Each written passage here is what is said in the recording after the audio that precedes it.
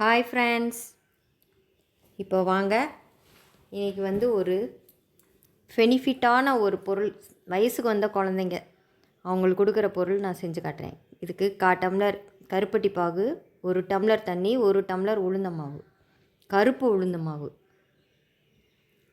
நல்லெண்ணெய்.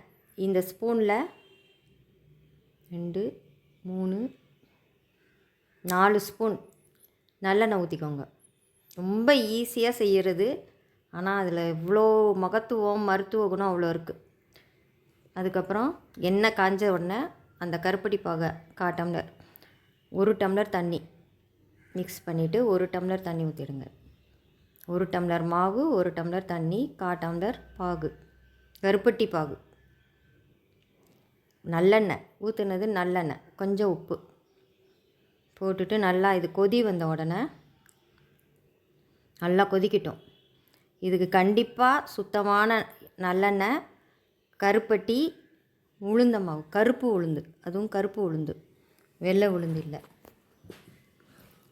இது 3 சேர்ந்தால் தான் இதுக்கான மகத்துவம் மருத்துவ குணம் இதில் நமக்கு முழுமையாக கிடைக்கும்.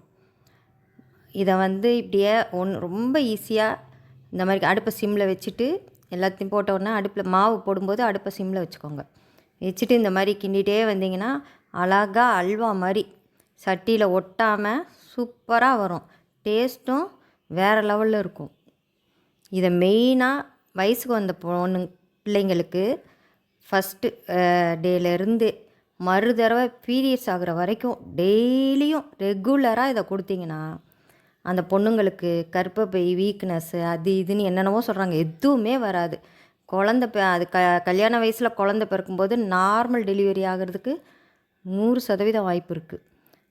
இந்த களிக்கு அவ்வளோ மருத்துவ குணம். ஆனால் நீங்கள் வேறு எந்த எண்ணெயும் செய்யக்கூடாது. ஒன்லி நல்லெண்ணெய், இந்த கருப்பு உளுந்து, அதுலேயும் எதுவுமே செய்யக்கூடாது. வெறும் கருப்பு உளுந்து மாவு, அதுக்கப்புறம் இந்த சுத்தமான கருப்பட்டி பாகு. கையில் ஒட்டவே ஒட்டாது, சட்டியிலையும் ஒட்டலை பாருங்கள்.